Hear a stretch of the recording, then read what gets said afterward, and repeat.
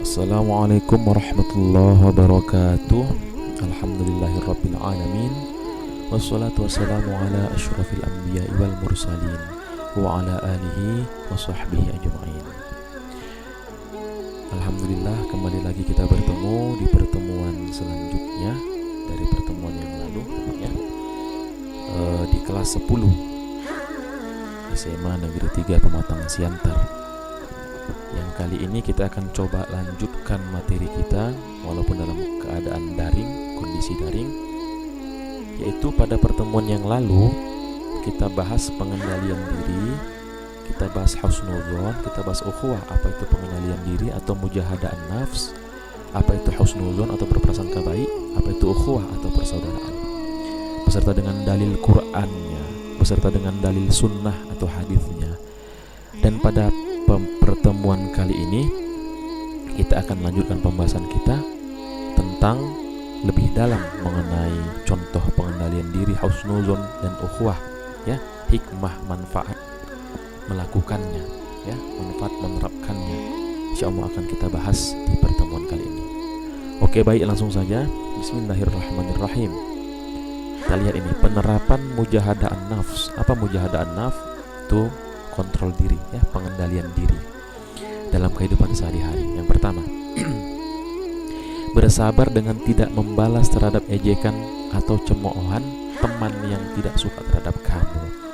Jadi kalau ada manusia yang tidak suka terhadap diri kita, baik di sekolah khususnya, mereka mengejek kita, menjelekkan kita, mencemooh kita, maka kita harus bersabar walaupun berat ya. Kata orang sabar itu ada batasnya, padahal sabar itu tidak ada batasnya. Kalau ada batasnya berarti tidak sabar. Begitu logikanya. Maka coba sabar, biarkan aja. Kalau mereka mengejek-ejek kita, nanti pahala mereka bersama kita, dosa kita diserap mereka. Nah, itu di dalam hadis dikatakan seperti itu, namanya orang muflis di akhirat nanti. Jadi kalau ada yang mengejek-ejek kita, maka sabar saja. Kemudian selanjutnya, memaafkan kesalahan teman dan orang lain yang berbuat aniaya kepada kita. Ada orang berbuat aniaya kepada kita, kemudian setelah itu mereka sadar dan mereka minta maaf. Bahkan sebelum mereka meminta maaf, maka kita harus memaafkan kesalahan mereka. Gak boleh jadi pendendam di antara kita. Walaupun terkadang kita merasa sangat sakit, tapi di balik semua itu menanti pahala yang luar biasa. Kemudian ikhlas terhadap segala bentuk cobaan dan musibah yang menimpa, dengan terus berupaya memperbaiki diri dan lingkungan ya. Apapun yang terjadi kepada diri kita itu merupakan takdir, qada dan qadarnya Allah Subhanahu wa taala. Tetapi kalau perbuatan buruk itu terjadi akibat ulah kita sendiri. Ya, misalnya buang sampah sembarangan, itu kan perbuatan buruk diri kita. Membuang sampah sembarangan kemudian muncul banjir. Maka dengan kita itu melakukan perbuatan buruk, maka dibalas Allah lah dengan datangnya musibah. Maka kalau kita udah berbuat baik kemudian ada namanya cobaan, itu merupakan ujian dari Allah dan harus ikhlas. Kemudian menjauhi sifat dengki dan iri hati kepada orang lain dengan tidak membalas kedengkian mereka kepada kita ya. Jadi kita nggak boleh dengki kepada orang lain. Lihat orang punya handphone baru, punya kereta baru, rumah baru dan sebagainya, kita iri, dengki ya, nggak boleh. Maka kita harus bersabar bahwasanya itu memang rezeki mereka. Kemudian selanjutnya mensyukuri segala nikmat yang telah diberikan oleh Allah Subhanahu wa taala kepada kita. Ya, enggak boleh merusak nikmat tersebut. Seperti menjaga lingkungan agar selalu bersih, ya. Jadi diberikan Allah kita lingkungan yang sehat, kita syukuri, enggak boleh kita kotori. Allah berikan kita tubuh yang sehat, maka kita rawat, olahraga, mengkonsumsi makanan dan minuman yang halal, ya, dan sebagainya. Ini dia.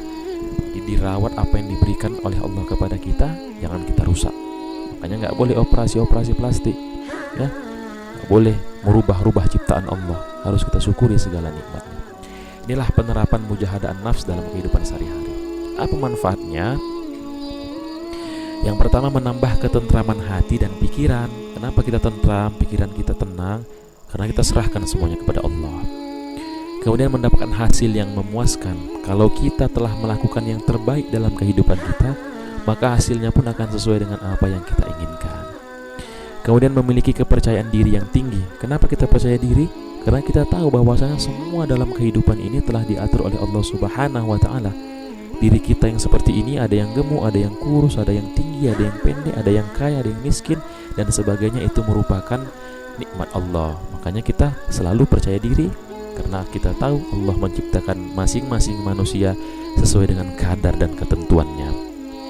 Kemudian menambah ketawakalan kepada Allah Subhanahu wa taala dalam menyerahkan semua urusannya. Kita belajar dengan maksimal, kita serahkan kepada Allah. Ya Allah, berikan kepadaku ilmu yang bermanfaat, ya. Karena kita tahu Allah semua adalah penggerak kita dalam kehidupan ini, maka kita serahkan urusan kita kepada Allah Subhanahu wa taala. Kemudian yang kedua, penerapan husnuzon dalam kehidupan sehari-hari. Yang pertama, memberikan apresiasi atas prestasi yang dicapai oleh teman atau orang lain. Ada teman kita yang mendapat juara kelas, maka kita berikan apresiasi, kita berikan dukungan, kita berikan semangat, ya, atas prestasi yang dicapai. Jangan dengki, jangan iri, jangan kita ceritakan, ya, yang buruk-buruk, ya, kita ceritakan yang baik-baik saja. Kemudian berikan hadiah juga boleh kalau ada yang kita berikan. Kemudian yang kedua, menerima dan menghargai pendapat orang lain, ya, meskipun pendapat tersebut berlawanan dengan keinginan kita. Kita hargai, ya, kami terima pendapat kamu, kami terima, tapi alangkah baiknya seperti ini. Itu namanya mufakat, ya, musyawarah dan menghasilkan mufakat.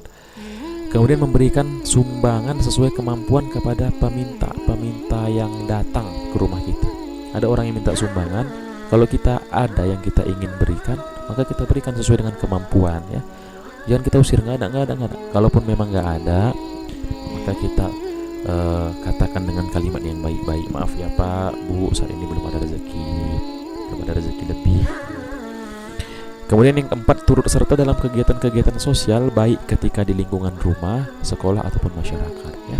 Ini penerapan husnuzon, karena kita berprasangka baik, jadi ada kegiatan sosial, gotong royong, kita datang membantu, ya, membersihkan kelas, acara 17 Agustus, kita ikut turut bantu, merupakan penerapan husnuzon.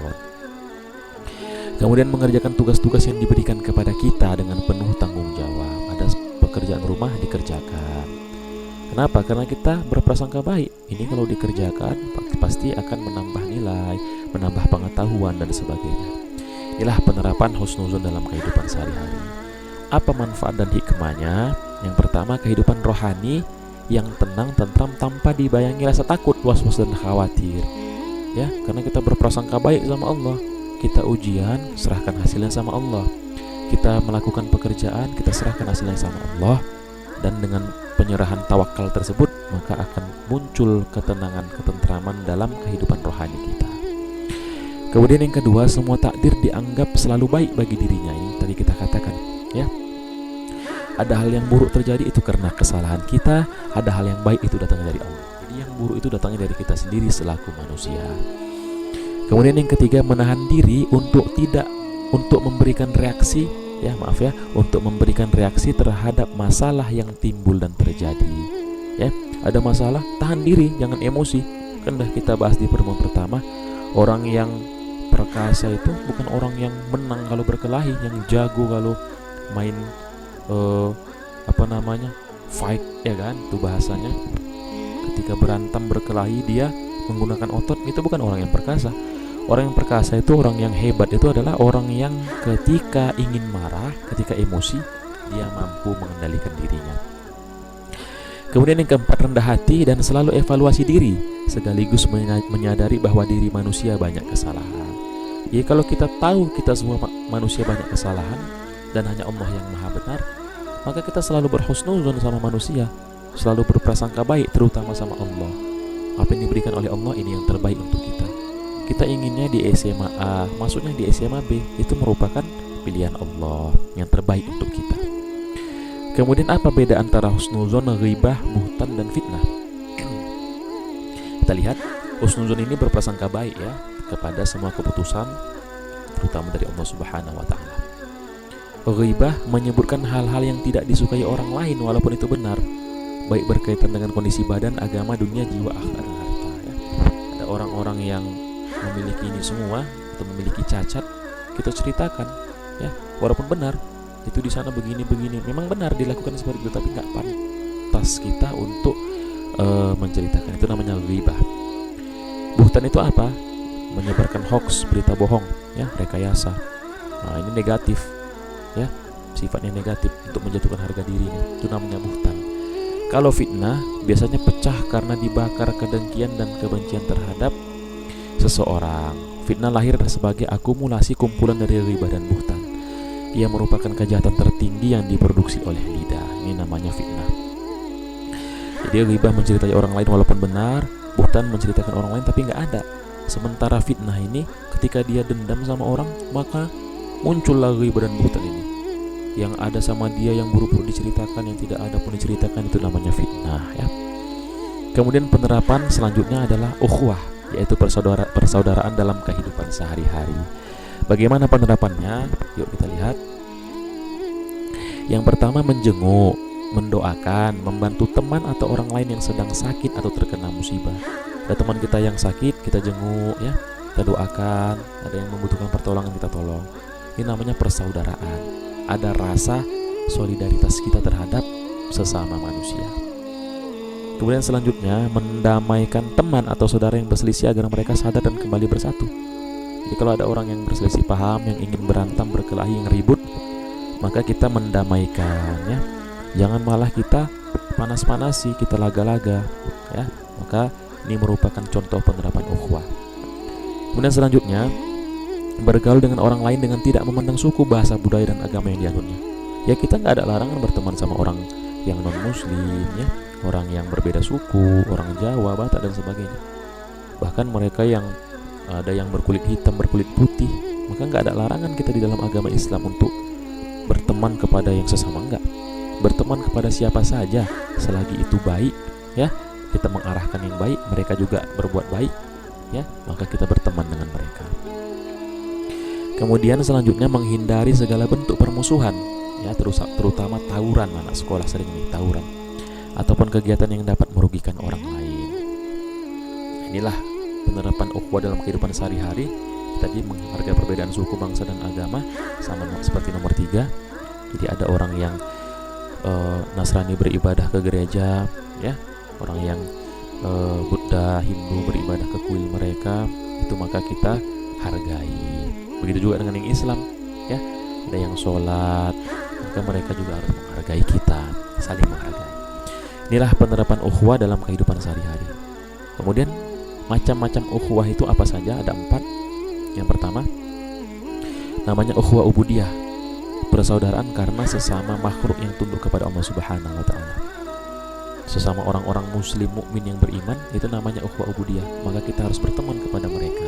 Tidak boleh musuh-musuhan terhadap muslim, apalagi mukmin. Kemudian ada namanya ukhuwah insaniyah atau basyariyah. Ya, basyar itu artinya manusia. Artinya bersaudara seluruh umat manusia karena mereka semua berasal dari seorang ayah dan ibu. Jadi selagi manusia, itu bahasanya, selagi mereka manusia, mau kayak manapun bentuk manusianya, maka kita harus bersaudara. Kemudian ukhuwah watoniyah wan nasab, ya. Apa ini? Persaudaraan dalam keturunan dan kebangsaan, ya.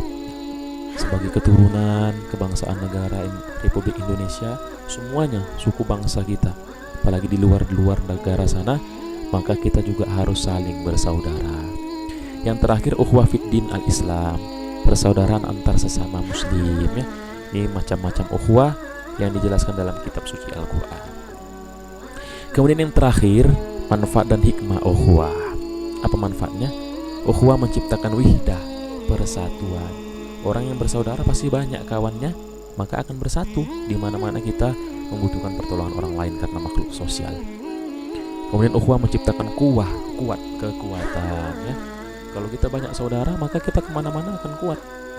Kesana ada saudara, kesini ada saudara, banyak yang menolong dan sebagainya. Yang terakhir, ukhuwah menciptakan mahabbah, cinta dan kasih sayang. Karena kita bersaudara, maka kita saling menyayangi. Ada yang sakit kita jenguk, ada yang meninggal kita ikut bersedih, ya. Kemudian ada yang membutuhkan pertolongan, kita berikan pertolongan. Nah, inilah pembahasan kita tentang persaudaraan, husnuzon, dan kontrol diri atau pengendalian diri, nama lainnya mujahadah an-nafs, ya. Maka pembahasan bab 1 telah selesai ya.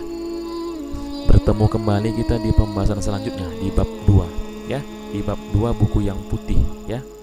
Di buku yang hijau mungkin itu di bab-bab agak-agak di belakang babnya.